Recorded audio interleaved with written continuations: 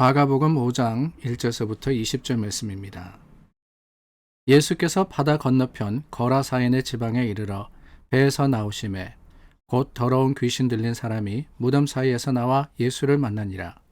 그 사람은 무덤 사이에 거처하는데 이제는 아무도 그를 쇠사슬로도 맬 수 없게 되었으니 이는 여러 번 고랑과 쇠사슬에 매었어도 쇠사슬을 끊고 고랑을 깨뜨렸음이라라. 그리하여 아무도 그를 제어할 힘이 없는지라. 밤낮 무덤 사이에서나 산에서나 늘 소리 지르며 돌로 자기의 몸을 해치고 있었더라. 그가 멀리서 예수를 보고 달려와 절하며 큰 소리로 부르짖어 이르되 지극히 높으신 하나님의 아들 예수여, 나와 당신이 무슨 상관이 있나이까? 원하건대 하나님 앞에 맹세하고 나를 괴롭히지 마옵소서 하니, 이는 예수께서 이미 그에게 이르시기를 더러운 귀신아 그 사람에게서 나오라 하셨습니다. 이에 물으시되 내 이름이 무엇이냐?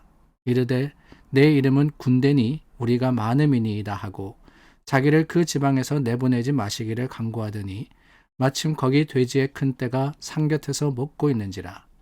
이에 간구하여 이르되 우리를 돼지에게로 보내어 들어가게 하소서 하니 허락하신대 더러운 귀신들이 나와서 돼지에게로 들어가매 거의 2,000마리 되는 떼가 바다를 향하여 비탈로 내리달라 바다에서 몰사하거늘 치던 자들이 도망하여 읍내와 여러 마을에 말하니 사람들이 어떻게 되었는지를 보러 와서 예수께 이르러 그 귀신 들렸던 자 곧 군대 귀신 집혔던 자가 옷을 입고 정신이 온전하여 앉은 것을 보고 두려워하더라. 이에 귀신 들렸던 자가 당한 것과 돼지의 일을 본 자들이 그들에게 알림해 그들이 예수께 그 지방에서 떠나시기를 간구하더라. 예수께서 배에 오르실 때에 귀신 들렸던 사람이 함께 있기를 간구하였으나 허락하지 아니하시고 그에게 이르시되 집으로 돌아가 주께서 내게 어떻게 큰 일을 행하사 너를 불쌍히 여기신 것을 내 가족에게 알리라 하시니 그가 가서 예수께서 자기에게 어떻게 큰 일 행하셨는지를 대가볼리에 전파하니 모든 사람이 놀랍게 여기더라. 어제 말씀을 나누면서 예수님께서 왜 갑자기 제자들에게 배를 타고 건너편으로 가자라고 했는지 성경이 기록하지 않고 있다라고 나누었습니다. 정확한 이유를 알 수 없다라고 했던 것이죠. 그런데 오늘 말씀을 보니까 그렇게 바다를 건너신 예수님, 광풍을 뚫고 광풍을 다스리시고 제자들과 함께 안전하게 도착하신 곳이 어디냐? 다름이 아니라 바다 건너편 거라사인의 지방이었다라고 하고 있습니다. 이 거라사인의 지방이라는 것은 다른 것이 아니라 우리가 이렇게 갈릴리 호수가 있지 않습니까? 갈릴리 호수 북쪽 인근 지역, 그 지역에서 예수님께서 사역을 하셨는데 남쪽 끝에 보면은 이렇게 강이 흘러서 사해로 들어갑니다. 그런데 동쪽 건너편, 그러니까 요단강 오른쪽이죠. 요단강 동편 지역, 그 지역은 이방인의 지역이었는데 그곳을 바로 거라사인, 거라사 사람들의 지방 이렇게 불렀던 겁니다. 오늘 말씀 끝에 보면은 20절 말씀에 이렇게 되어 있습니다. 이 19절 말씀, 20절 말씀에 보면은 나음을 받은 사람이 대가볼리에 예수님의 하신 일을 전했다 그랬습니다. 대가볼리라고 하는 것은 이 대가라는 것은 10을 이야기합니다. 그러니까 10개의 큰 성이 있던 그 지역, 바로 그것이 거라사인의 지역이었는데 그곳에 가셨던 것이지요. 자, 우리가 왜 바다를 건너느냐 이유를 정확히 알지 못한다 그랬지만은 한 가지 짐작해 볼 수 있는 것은 예수님이 가시고자 했던 곳이 어디냐, 그것을 가지고 유추해 볼 수는 있을 것 같습니다. 거라사인의 지방에 가셨어요. 그리고 그곳에서 오늘 한 가지 일을 하십니다. 그게 뭐냐? 다름이 아니라 귀신 들린 자를 구원해 주시는 거예요. 어떻게 보면은 군중을 피하기 위해서도 아닙니다. 예수님께서 저 건너편에 가서 좀 쉬자라고 했던 것도 아니에요. 저는 이 말씀으로 생각해 보건대 예수님께서 갑자기 제자들에게 밤에 저편으로 건너가자. 낮도 아니죠. 캄캄한 밤에라고 했습니다. 4장 35절 말씀해 보니까 그날 저물 때 그랬거든요. 그날 저물 때. 밤새 건너편에 갔다는 겁니다. 왜 갔느냐? 다름이 아니죠. 거기 가서 하신 일을 보니까 다름이 아닙니다. 귀신을 쫓아내고 한 사람을 구원해 주신 거예요. 그러니까 우리가 조금 이렇게 짐작해 보면은 예수님의 목적은 저 한 사람이었구나 라고 알게 되는 것이지요. 그렇습니다. 예수님은 한 사람을 위해서 그 먼 길을 가신 분이십니다. 한 사람의 구원을 위해서 한밤중에 제자들과 함께 배를 타고 바다를 건너셨고 그 광풍을 꾸짖으시고 목적하신 곳에 도달하신 분이십니다. 이게 얼마나 감사한 일입니까? 예수님께서 한 영혼을 그렇게도 사랑하셨더라면 오늘 우리를 그렇게 사랑하지 않으시겠어요? 저는 이게 우리의 믿음의 자랑이라고 생각이 됩니다. 예수님은 이 귀신 들린 사람을 불쌍히 여기셨던 거예요. 근데 참 재미있는 일이 있습니다. 여기 일어났던 일에 대해서 우리가 너무나도 잘 알고 있습니다.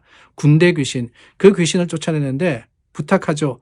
제발 우리를 이곳에서 이 지방에서 쫓아내지 마십시오. 그래서 그들이 돼지떼에 들어가서 다 죽습니다. 그런데 여러분, 오늘 말씀을 쭉 읽다 보면은 한 가지 놀라운 사실이 나옵니다. 15절 말씀이에요. 예수께서 귀신 들렸던 자, 그 군대 귀신 집혔던 자가 예수님의 그 능력으로 인해서 나았습니다. 그리고 그가 옷을 입고 정신이 온전하여 앉은 것을 보고 두려워하더라. 누가 두려워했습니까? 그 광경을 본 사람이 동네에 들어가서 이야기했거든요. 이런 일이 있습니다. 그랬더니만 동네 모든 사람들이 무슨 일이 벌어졌는지 보기 위해서 왔어요. 그런데 여태까지 귀신 들려가지고 그냥 온 데로 다니면서 사람들에게 해코지하고 정말 이 귀신 들린 자로서 살아가던 그 사람을 보니까 멀쩡한 겁니다. 나았어요. 귀신이 쫓겨갔습니다. 그런데 그 모습을 보고 어떻게 하느냐. 여러분 어떻습니까? 우리 동네에 귀신 들린 사람이 있는데 어느 날 깨끗하게 나음을 받았어요. 그러면은 그 사람의 친지도 그 동네에 있을 거고 이웃도 어쩌면 학교를 같이 다닌 사람도 거기 있을 거예요. 가족도 있겠죠. 어릴 때부터 함께 자라왔던 친구들도 있을 겁니다. 그렇다면은 그 병든 사람, 귀신 들린 사람이 나왔으면은 어떻게 하겠느냐. 그 모습을 보면은 저라면은 즐거워해야 하지 않을까라는 생각이 들어요. 그런데 그게 아닙니다. 두려워했다 그랬어요. 귀신 들려가지고 그냥 미친 듯이 다닐 때는 성경에 보니까 아무도 두려워하지 않았어요. 그냥 쫓아내고 그냥 저 사람 우리 동네 살지만 어떻게 하겠냐라고 하다가 막상 그 사람이 치유받으니까 두렵기 시작합니다. 왜 그랬을까요? 왜 그랬을까요? 저는 이게 우리의 신앙의 모습이 아닌가 하는 생각을 해볼 때가 있습니다. 하나님의 능력을 믿고 하나님을 의지합니다. 그런데 정작 하나님께서 그 은혜를 우리 삶에 베풀어 주실 때 우리가 그것으로 감사하기보다는 의심하기도 하고 때로는 불안해하기도 하고 오히려 두려워하기도 할 때가 있지 않습니까? 우리 믿음이라는 것이 그렇게 연약하다는 거예요. 믿음으로써 되리라라고 확신했으면은 하나님께서 이루어 주시는 거 당연한 겁니다. 근데 그것을 의아하게 생각하고 있더라는 거예요. 왜요? 우리 믿음이 연약해서, 아니 우리 믿음이 어쩌면 피상적이어서 말입니다. 아닙니다. 하나님은 한 영혼을 사랑하신 분이십니다. 그 한 영혼을 위해서 독생자 예수님을 이 땅에 보내셨고 그 예수님도 한 사람을 위해서 거라사인의 지방까지 가셨습니다. 그 사랑을 가지고 우리를 사랑하시는데 우리가 무엇을 두려워하며 무엇을 염려하며 무엇을 걱정해야 되겠어요? 오히려 이루어지는 게 당연한 거 아닙니까? 하나님께서 베풀어 주시는 은혜가 그거 당연한 겁니다. 우리는 받을 자격이 있는 거예요. 그러므로 여러분 오히려 두려워하기보다는 감사할 수 있는 사람들이 될 수 있기를 바랍니다. 그리고 한 가지 더 우리가 볼 것은 18절과 19절 말씀해 보니까 이 귀신 들렸다 나은 사람이 예수님과 함께 가기를 간구합니다. 그런데 예수님께서 허락하지 않으셔요. 왜 함께 가기를 원했느냐? 제자 되겠다는 거죠. 예수님과 함께 따라가면은 내가 나음 받았으니까 예수님의 사역에 동참하겠습니다. 그랬습니다. 그런데 예수님은 뭐라 그러시느냐? 19절 말씀해 보니까 집으로 돌아가라 그랬어요. 가서 된 일을 전하라 라고 합니다. 저는 이 말씀 속에서 그런 생각을 해봤습니다. 이 사람, 귀신 들렸던 사람은 공간적인 개념의 제자가 되기를 원했어요. 예수님과 함께하면 된다라고 생각했죠. 근데 예수님은 뭐라 그러시느냐? 그게 아니다.